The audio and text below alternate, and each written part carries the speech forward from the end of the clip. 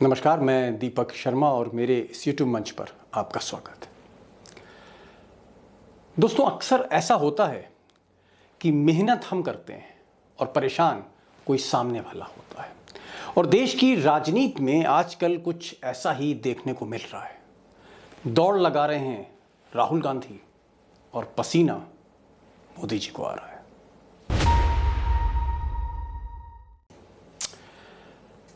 अब मोदी जी जो बिना मतलब बात नहीं करते, उन्हें पसीना भी बिना मतलब नहीं आता है। और ये जो पसीना है या जो मोदी जी की परेशानी है, उसका जो सबब है, वजह है, वो ये यात्रा है, भारत जोड़ो यात्रा। और राहुल गांधी की यात्रा जब से कन्याकुमारी से आगे बढ़ी है, केरल, तमिलनाडु, कर्नाटक, उसके बाद आंध्रा और यूं कहें तेलंगाना, तब से जो इंटेलिजेंस ब्यूरो है उसकी रिपोर्ट आ रही है, बीजेपी के जो इंटरनल असेसमेंट हैं उनकी जो रिपोर्ट है, उसमें साफ तौर पर 3 बातें कही गई हैं। एक, कि भीड़ लगातार बढ़ती जा रही है, यानी जो भीड़ केरल में थी उससे कहीं ज़्यादा भीड़ कर्नाटक में थी, जो बीजेपी का गढ़ है, और ये भीड़ लगातार इसमें इजाफा हो रहा है, आप कह सकते हैं मल्टीप्लाई हो रही है। और साथ ही साथ जहाँ जहाँ से, जिन ज़िलों से, जिन इलाकों से ये यात्रा निकल रही है, वहाँ पर कांग्रेस का जो काडर है वो रिवाइव कर रहा है। और जो स्ट्रक्चर है पार्टी का, जो कहीं ना कहीं पिछले 8 बरसों में जो दरक रहा था, वो स्ट्रक्चर स्ट्रेंथन हो रहा है, यानी पार्टी खड़ी हो रही है कांग्रेस, जो देश का मुख्य विपक्षी दल है।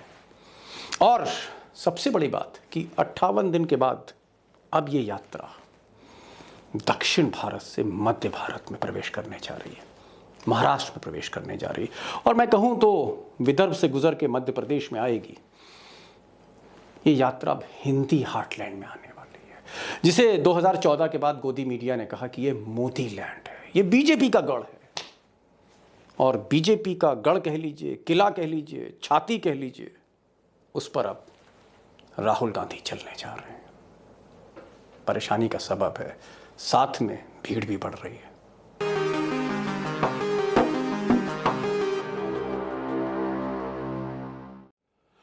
अब मोदी जी जो परेशान हैं, या आप कह सकते हैं अमित शाह या गुजरात लॉबी या बीजेपी का जो शीर्ष नेतृत्व है, अगर ये परेशान है इस भारत जोड़ो यात्रा से, उसकी एनालिसिस, इन डेप्थ एनालिसिस मैं करने जा रहा हूँ, जो आपको गोदी मीडिया में देखने को नहीं मिलेगी। यानी जो छुपाया जा रहा है उससे मैं पर्दा हटाने जा रहा हूँ। लेकिन कुछ बातें दोस्तों मैं आपके सामने रखना चाह रहा हूँ कांग्रेस की तरफ से। जो कांग्रेस से मेरी कुछ लीडर से बात हुई, उनका क्या कहना है कि उन्हें क्या फ़ायदा हो रहा है। नंबर 1, उनका ये कहना है कि अनएक्सपेक्टेड, यानी उम्मीद से कहीं ज़्यादा लोग जुड़ रहे हैं। और सबसे बड़ी चीज़ है कि लोकल कनेक्ट हो रहा है। जहाँ जहाँ से यात्रा जाती है और एक बहुत लंबे रास्ता से, बहुत लंबा सफ़र तय कर रही है, वहाँ पर तो लोकल कनेक्ट हो रहा है। दूसरा, जो दोपहर का वक्त होता है, सुबह की यात्रा और शाम की यात्रा के बीच में जो दोपहर का वक्त है, उसमें राहुल गांधी और जो सीनियर लीडर्स हैं वो तमाम संस्थाओं से मिलते हैं, एनजीओ से मिलते हैं, कॉलेजेस में जाते हैं, बातचीत करते हैं। जितने भी स्टेक होल्डर्स हैं सोसाइटी के, उनसे बातचीत होती है लोकल लेवल पर। और इसमें बॉटम क्लास भी शामिल होती है, किसान भी शामिल होते हैं, मजदूर संगठन भी शामिल होते हैं। कुल मिलाकर अगर मैं कहूँ तो ये कायाकल्प सिर्फ कांग्रेस का नहीं है, ये कायाकल्प जो है वो एक राहुल गांधी का है। एक नया राहुल गांधी वो इमर्ज हो रहा है। और ये जो पहले फेज की जो यात्रा है, कन्याकुमारी से कश्मीर तक 3570 किलोमीटर के आसपास, ये यात्रा जो साउथ से नॉर्थ है, और उसके बाद ऐसा कहा जा रहा है कि एक दूसरी यात्रा, फेज 2 कह लीजिए आप, वो है वेस्ट टू ईस्ट। अब ये जो वेस्ट टू ईस्ट की जो यात्रा है, गुजरात से नागालैंड या मणिपुर तक, ये तकरीबन आप कह सकते हैं ये भी 3500 किलोमीटर के आसपास, यानी कुल मिलाकर 6-7 हज़ार किलोमीटर की ये यात्रा होगी। और ख़त्म कहीं जाके 2023 में हो सकती है, जो सेकंड फेज है।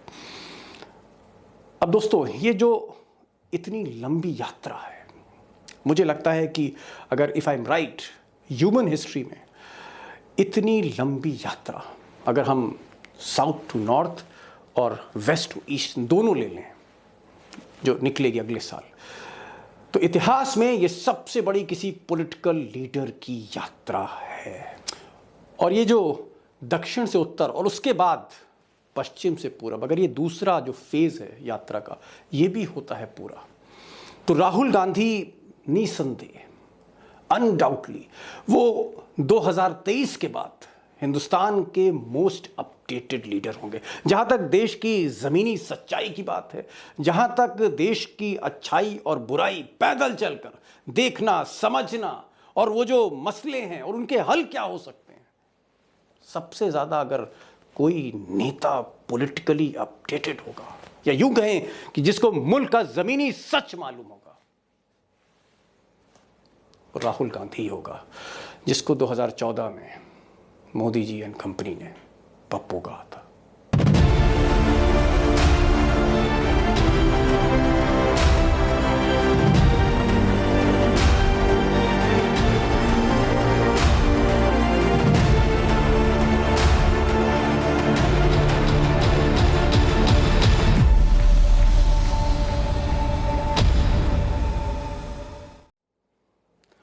अब सवाल यह है कि बीजेपी क्यों बौखलाई है, बीजेपी इतना परेशान क्यों है, खासकर गुजरात लॉबी जो 2024 में फिर से शपथ लेने का सपना देख रही है, उन्हें परेशानी क्यों है।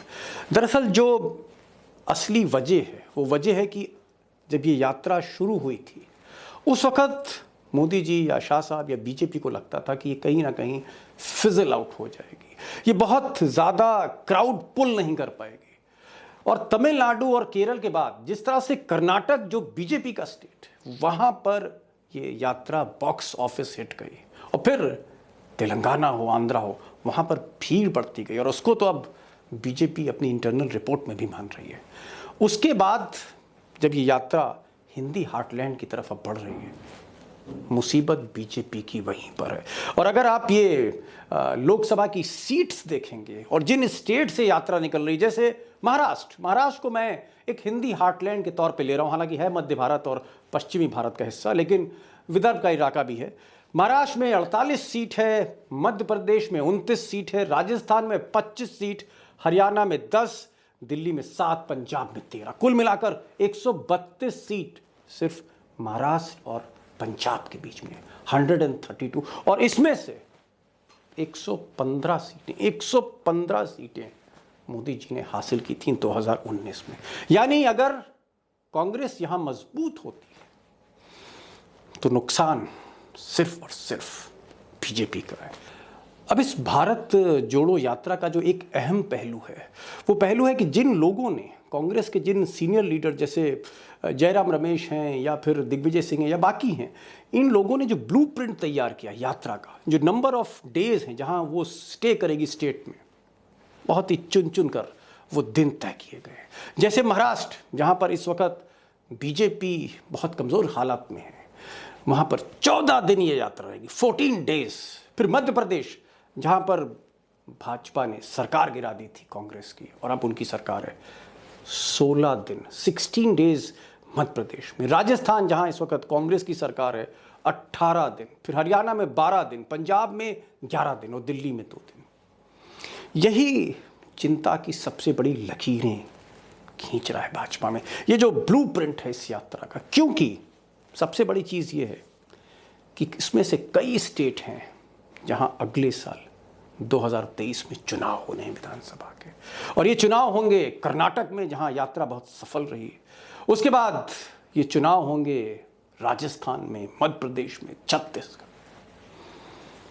और अगर यहां पर कांग्रेस ने एक मजबूत बैटिंग कर दी इन विकेट्स पर, इन स्टेट्स में, तो मोदी जी के लिए आप मान लीजिए ये खतरे की घंटी हो सकती है। और यात्रा की जो भीड़ है उस खतरे की घंटी की तरफ यकीनन इशारा कर रही है।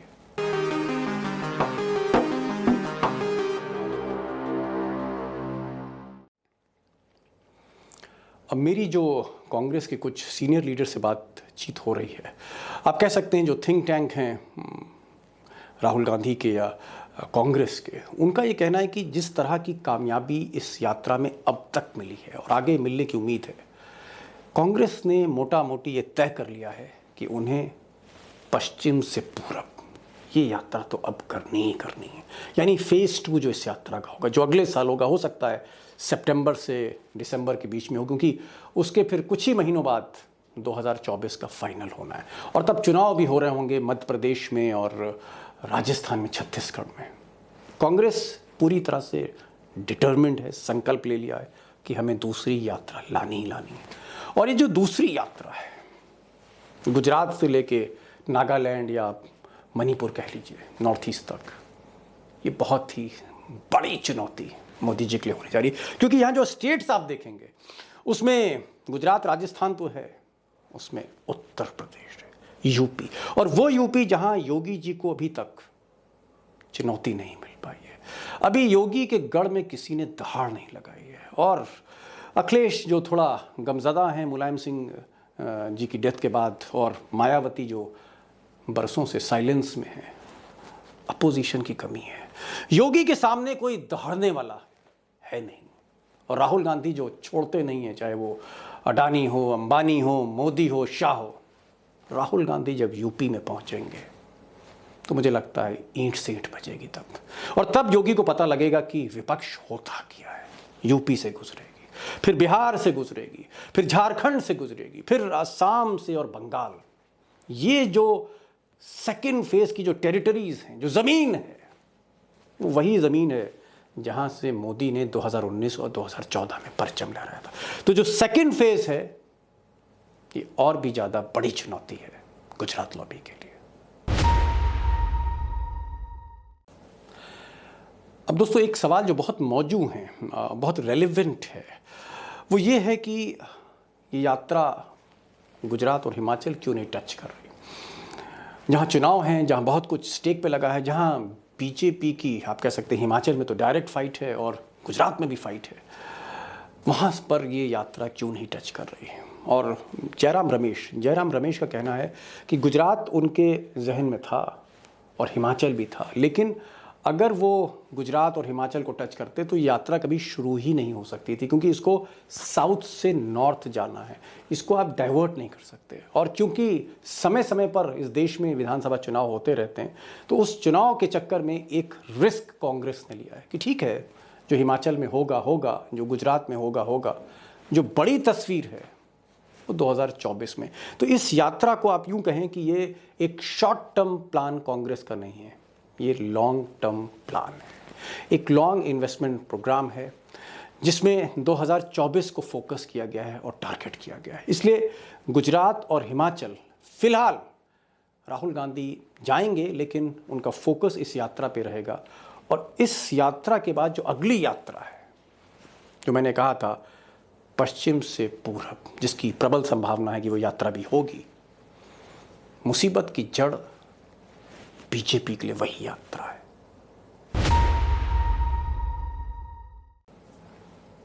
अब एक और डेवलपमेंट है, जिस तरह से रिपोर्ट्स आ रही हैं इस यात्रा के बारे में, चाहे वो आईबी की रिपोर्ट हो, चाहे बीजेपी की इंटरनल असेसमेंट्स हो, इंटरनल सर्वेज हों, उसमें जिस तरह से ये यात्रा कामयाब हो रही है, लोकल कनेक्ट बढ़ रहा है, भीड़ बढ़ रही है, गोदी मीडिया को, नेशनल लेवल के जितने भी चैनल्स हैं, अखबार हैं, उनको इंस्ट्रक्शंस हैं, और इंस्ट्रक्शंस मोदी के मीडिया मैनेजर्स की तरफ से हैं कि इसको कम से कम आप फोकस करें, हाईलाइट करें। और धीरे धीरे जो कवरेज है वो चैनल्स पे और अखबारों में कम होती दिख रही है। लेकिन सबसे बड़ी बात यह है कि राहुल गांधी 1-to-1 संपर्क कर रहे हैं, सीधे पब्लिक के बीच में, जनता के बीच में। इसलिए मुझे लगता है कि अगर मीडिया कहीं ना कहीं उसको थोड़ा सा सेंसर भी करे, कम भी करे, तो आज की तारीख में राहुल गांधी का जो कद बढ़ रहा है उसको छांटना थोड़ा सा मुश्किल होगा। और हमको लगता है कि भले ही हिमाचल और गुजरात बहुत जल्दी चुनाव आ गए यात्रा के शुरू होते ही, ये तो पैमाना नहीं है, लेकिन 2023 अगले साल मध्य प्रदेश, छत्तीसगढ़ और राजस्थान और कर्नाटक, ये पैमाना ज़रूर होगा। ये बताएगा कि इस यात्रा से कांग्रेस को क्या फ़ायदा मिला। और एक चीज़ और, जो लोग कहते थे इस मुल्क में कि अपोजिशन दिखता नहीं है, कहीं है नहीं, जैसे छुपा हुआ हो, अपोजिशन मुख्य विपक्षी पार्टी कांग्रेस अब सड़क पर आ गई है। और आप यूँ कह सकते हैं कि सत्ता की छाती पे चल रही है, जिसको ना दिखे ना दिखे। अब ये यात्रा बहुत अहमियत रखती है और ख़ासकर 2024 के फाइनल को लेकर इसका एक इम्पैक्ट होगा जो धीरे धीरे दिख भी रहा है। अपडेट मैं देता रहूँगा और ख़ासकर जब ये महाराष्ट्र में और मध्य प्रदेश में हिंदी हार्टलैंड में आएगी, बीजेपी के किले की तरफ बढ़ेगी, गढ़ में आएगी, ये बहुत रोचक होगी और इसको एनालिसिस इसकी वो बहुत मायने रखेगी। तो मेरा ये वीडियो जारी रहेगा और मैं आपको अपडेट देता रहूँगा। इस वीडियो को शेयर इसलिए करिएगा क्योंकि गोदी मीडिया धीरे धीरे इस यात्रा की कवरेज को कम करती जा रही है, तो उसको शेयर करना बहुत ज़रूरी है, लोग देखें वाकई हो क्या रहा है। और चैनल को प्लीज़ अगर आपने सब्सक्राइब नहीं किया, दोस्तों ने नहीं किया, तो सब्सक्राइब ज़रूर करें, दोस्तों से भी कहिए और बेल आइकॉन ज़रूर क्लिक करिए, कमेंट्स ज़रूर भेजिए और फिर मिलते हैं एक अगले वीडियो के साथ। तब तक के लिए नमस्कार।